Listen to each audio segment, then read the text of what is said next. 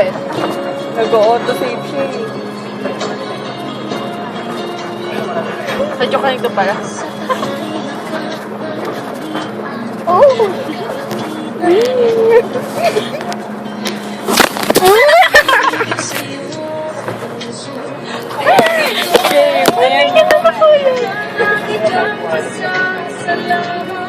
Takutin natin mga mukha natin sa harapan ng video.